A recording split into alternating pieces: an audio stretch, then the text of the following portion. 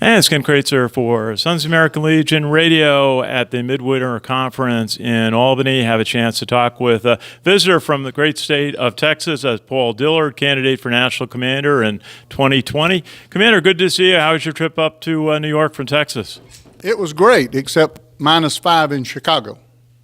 It's cold around the country. We actually were just down in Fort Worth for the Armed Forces Bowl. Got wonderful representation there. Tell us a little bit about some of the American Legion activities in Texas. Well, Texas, we try to stay very busy. You know, Boy State's one of our big programs down there, and of course, each post has different community things they work in and try to be involved. We've got a very active writers group, very active Sons of the American Legion, and all of them do exactly what we set out to do, working for our veterans. We heard from one of your district commanders, great guy at the game. And if you would, sir, just tell us a little bit about your background, where you were in the military, and some of the roles you've had in the American Legion. Well, of course, I was in during Vietnam, and I was in 65 through 69. Spent 20 months either off or in coastal of Vietnam while I was over there. And it was actually a radarman aboard a destroyer, and we went in on medevacs and did fire support for troops and things of that nature. And so I got out in 69 and went to school and hung around for a few years and was involved in the American Legion. And as I went on down the road in the American Legion, I actually met my wife at American Legion Department Convention. And we got married about a year later or so, and she's still putting up with me. Very good, and I'm sure you've had many roles in the American Legion, working your way up to be a candidate for National Commander. Maybe tell us about some of the responsibilities you've had, some of the highlights of that. Sure. First of all, the first post meeting I was ever at, I sat back there and I said, there's no way I wanted to be that man up there, the post commander. And it just kept evolving, and it just shows you what a little bit of mentoring, knowledge you receive in the American Legion, what may happen. Because I sure was never going to be a department commander. There's no way. And look, that's already passed me. And as a national vice commander, I really enjoyed it. Serving on different commissions at the national level, at the department level, it's all been a learning experience. And during that process, the first thing you know, you knew a whole lot more than you really thought you knew. And then someone comes up and they start talking to you about this possibility. And I said, are you serious? And they said, yeah. And I said, if you think so. So here I am. Very good. Tell us a little bit about why you decided you'd like to be National Commander, some of the issues and some of the work you'd like to do in that role. Well, you know, it's bigger than one person. The American Legion is bigger than any one person. And I never really considered ever being a National Commander. However, the opportunities there and the organization means so much to me. My entire family is members of the American Legion. My mother-in-law is a past national president. My father-in-law is a past national vice commander. My wife's past department president. So if you cut us pretty deep, we'd bleed American Legion. And it's just so many things that the founding fathers, 100 years ago, actually come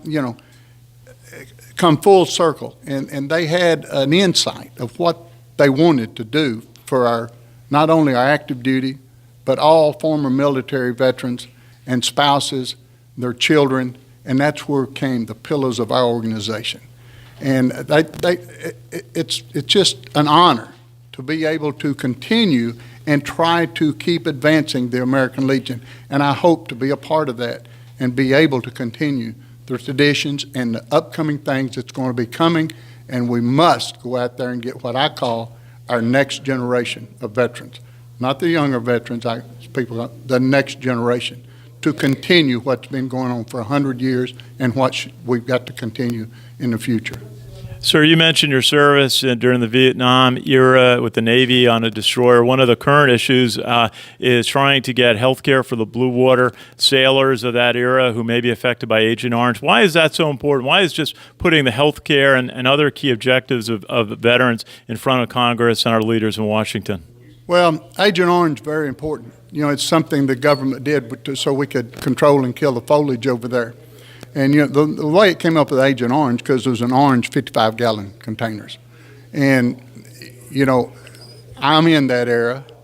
I do have a disability because of Agent Orange, because of where I served during that. And I was talking about Blue Navy, and that's out maybe a little bit. But we still had C-130s landing on aircraft carriers. We had other ships that transported in there. We've even had C-130s come back to the United States that sprayed that stuff, and these veterans have been exposed to it. So, you know, if we can spend billions of dollars on people in the United States, and we'd spend millions to go to war, or billions to go to war, why does it hurt to spend $1 million to take care of those that served our country? Absolutely. And just a final thought, just what's the best reason for a veteran to sign up, go to the national website, go to a local post, and sign up to be a member of the American Legion? My answer to that for most folks, well, you can't have one answer. First of all, it does give us the numbers. As I say in many of my speeches, it takes every drop to fill a bucket. And the greater the number, the louder the voice. Numbers do count. Now then, when you talk to a veteran and they're not sure, and we understand those things in the early part of their life, but just stop and think. GI Bill. Who wrote the GI Bill? The American Legion. Whatever money you got to go to college from the GI Bill is a minute thimbleful of what your membership would cost you for a lifetime in the American Legion. So if nothing else, support the group that oversees watchdogs, helps legislation for those type of benefits. And, you know, there's many. We don't have enough time to talk about all of them, but GI Bill is one of the good ones. Agent Orange, the American Legion, the way I understood it was there was two doctors, professors, that helped us get that. And I think we spent about $10,000, not sure, from the American Legion. And because another guy says, I know where the paperwork's at. And so 3 people in the American Legion, $10,000, helped get Agent Orange moving. So that's what happens with numbers. That's the reason your American Legion membership is so important. We fight, write bills, or introduce bills, or try to get bills introduced and legislation for all veterans.